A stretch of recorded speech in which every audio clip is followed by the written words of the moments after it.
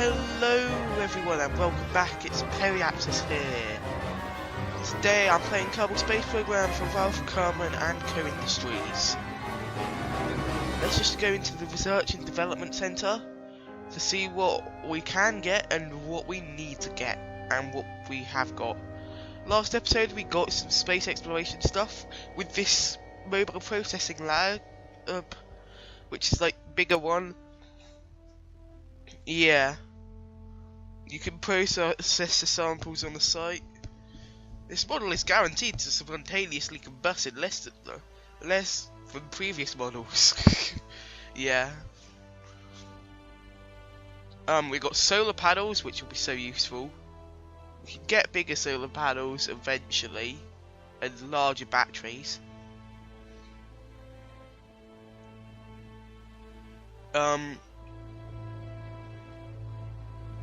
Inline radiator. That'll be useful when we get fusion drives, I think.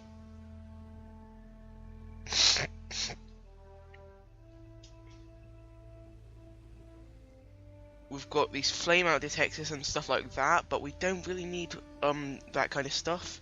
We've got advanced SAS, which we don't need because we've got MacLeod, which is like, oh my god, MacLeod. Yeah. We've got connector struts. We've got advanced rocketry and fuel systems. Thank God for RCS and fuel lines. Okay, so here we're onto building the rocket. This is a very big rocket compared to the other ones. I use these big tanks, and I use originally I just do 8 tanks around it, but then I decided to go like along the asparagus staging kind of line, except with 8 tanks. I'm not sure if it's still called asparagus staging, but oh well. I just do kind of an asparagus-like thing, but with 8 boosters, and that's the launch stage all done there. And now here I think I start building the lander, because I'm trying to get to Minmus. So I've got a pretty big task, and to be fair, Minmus actually requires less delta V if you use the optimal points than the Mun, but I just decided to make a massive rocket to go to Minmus because, yeah, I just thought it'd be needed, and it ends up having about 10,000 delta V. Well, 10,000 meters per second delta V, which is amazing, really. I don't know how I could get 10,000 delta V, 10,000 meters per second delta V out of this, but oh well. I don't really see how it works, but yeah, here's the final design.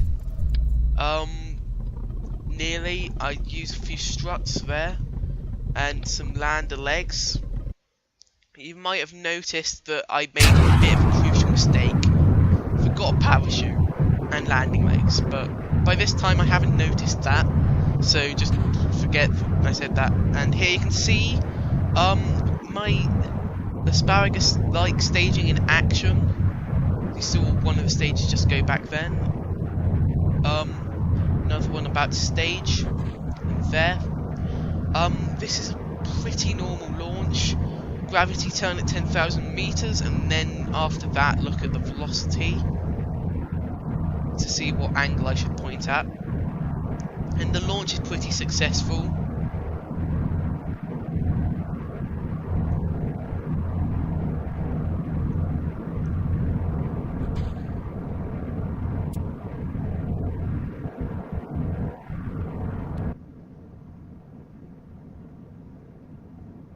Now that we're at 1,200 meters a second, we just go flat on our side, because that's the most efficient way of doing things. And here we're waiting just till Apple apps, so that we can get best that we can get it, so that we have a more equal orbit. But I'm really bad at circularizing burns, so no. Yeah. See, I've got like really off, like it's not circular, just not circular. It's really what's it called? Eccentric. Like, well, one side of it's still inside the atmosphere, but I do fix that, and I did cut it out by accident. Where I fixed that, because I thought I'd finished with the burn, but the window was too small. And here you can see maneuver node planning to get to Minmus, and there we get an encounter, and we burn towards it, and we've still got a large section of our launch stage with us. As we come in, we make a bit of perfection burn. So we just change the inclination slightly so that it just matches up with Minmus's when we get to the encounter. But I keep messing up at this point. I just keep going a bit too far with the burn, but eventually I get it practically right. It wasn't as perfect as I hoped, but I think it ended up pretty well. Here I circularize around Minmus, and I didn't really plan for this to be circular, but it ended up pretty good. I think it was around 130 kilometers, the orbit I'd got, and I was going really slowly, so rather than going down and getting a sideways burn, I just went straight down. Because there's no point trying to go sideways because there's no atmosphere on Minmus. And here we've got us just landing here in 4 times speed now. This was a bit tricky because I'd forgotten landing legs, and I'm like, damn it, I've forgotten landing legs. So I kind of thought, well, if I've forgotten landing legs, I might as well just land on the rocket nozzle. And I was debating with myself whether to use the lander, what was originally going to be the lander, or the whole what part of the rocket that was left. And considering we had used up enough fuel for the centre of mass to be low enough in the bottom stage, I decided just to go full rocket, and I honestly didn't think it would work. And here you can see being really careful, being like really careful, which like crazy careful. And then we have a bit of problems with time warp because I'm using physics warp and it limits physics warp at this altitude. So, and then I end up going up because I was going across too fast. I'd just fall over. I need to go like directly down. There can't be any lateral. Is it lateral? Lateral, yeah. Lateral velocity. It's all got to be vertical velocity. Yeah. Here we see the final landing, and I couldn't believe it had landed. So here I'm just see it's landed there, but I think it's using the SAS to stay up, otherwise it'd just fall over. Because that is just crazy. How that without SAS wouldn't land. So I spent quite a long time checking that it was gonna stay up, because I was pretty scared that it would fall over. But here you can see it's completely fine. It's a bit wobbly, but that's because it's in 8 times speed. It looks very wobbly at this point. But actually, it's fine. It's completely fine. Here we can see us getting the screenshot for the video. And yeah, the Leaning Tower of Minmus. Because that's what it is, right? It's a rocket and it's leaning. So we go back into the craft to put our science in, but we have a few problems. So we go back in to put the craft stuff in the craft, and we then go back up for a space near Minmus EVA report, and then we take off and go into. We just go straight up, and we get into a Kerbal orbit where we go really high, and I find that I get an encounter with a moon. So it'll only get me a bit more science, but I decided to go for it, and it would also help using a gravity assist with the Delta V, because I thought I didn't have much fuel left, but turned out I had quite a lot. And here I'm just burning so I can get into a good aero braking position here. And I time warped to Kerbal, but I accidentally time warped too far, so I end up in another moon encounter. And yeah, we go back, but all is fine. And now in 1 times speed, we see the epic re-entry effects coming into place. We can see no KSC this time because we're in a really inclined orbit. Yeah, inclined's the word, yeah. Really inclined orbit. But come in and the effects just start to show up now. As we hit the atmosphere. The effects weren't really as loud as usual, I don't think. It all ended up really quiet, which I was surprised by. But yeah, this having this large rocket bit really helps with the aero braking, because it like octuples. Is that a word? Yeah, it octuples. No, it basically multiplies the area by like 8, because it's the front of. Well, yeah, that is 8. Yeah, it multiplies the area by 8, having that giant stage on it, because that's how long the lander is roughly. Each one of those fuel tanks. So, no, it quadruples, not octuple. Yeah, it quadruples, but still, we re-enter, and it's fine. Everything's fine. Until I realised that I'd forgotten to put a parachute on it. I had after this I had a look at the staging, and I'm like, meh, I can land without a parachute.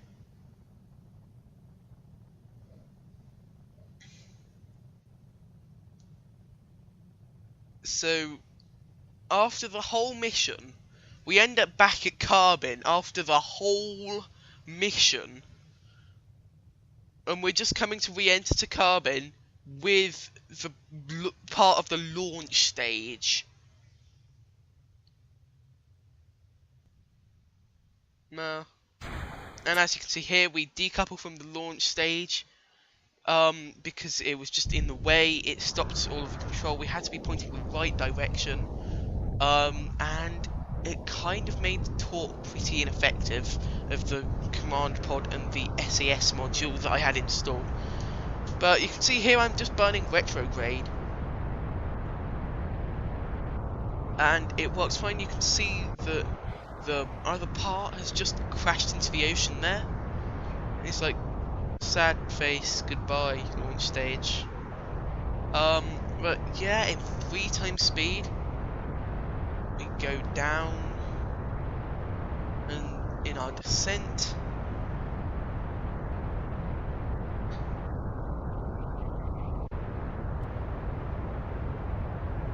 and we've landed. The bounce a bit, but it's fine.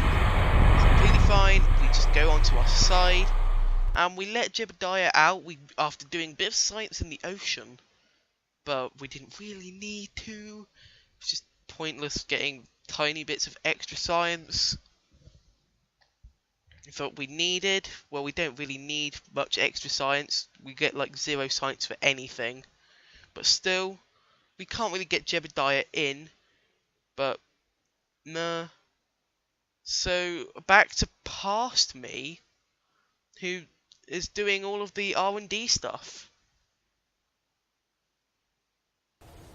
Okay, this is just recovered Jebediah. But let's recover the vessel.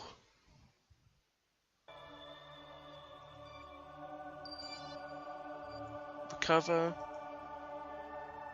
Oh my god! 522 science! Oh my god! Science!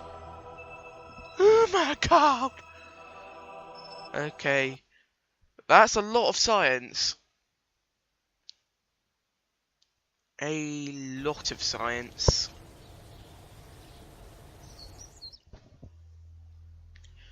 Okay, so what do we need to get?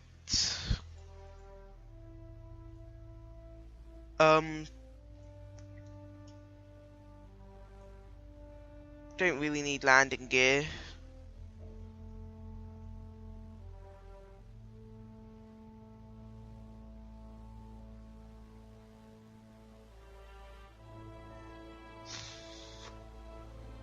Is that that's 1.25 meter. Precision engineering. No, don't need precision engineering.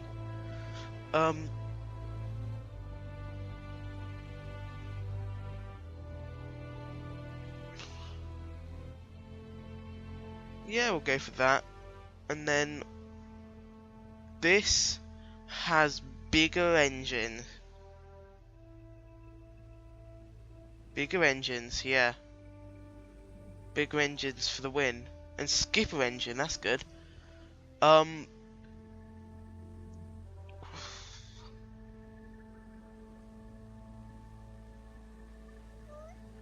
don't know what that is. So yeah. We've still got 300 science.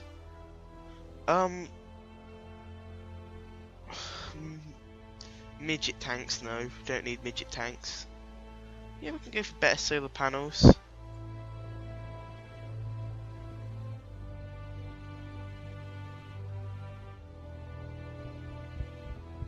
Oh, and I should get better science equipment as well. I should have got that.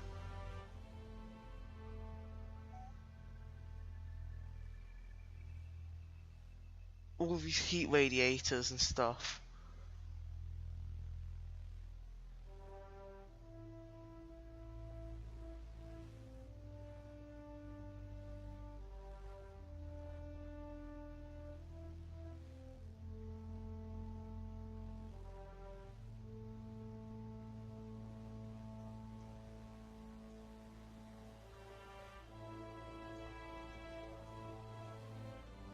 That's ion power, so I don't know what we need to get that. Oh my god, we can... Soon we can get like the epic stuff that we need for science. Magnetometer. Communitron. 8888. What? Yeah.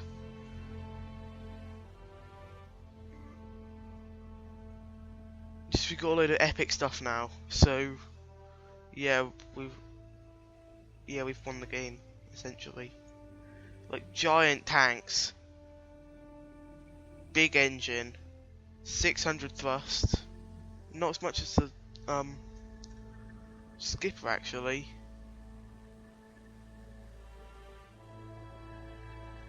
But it's pretty good. All of these engines. Yeah.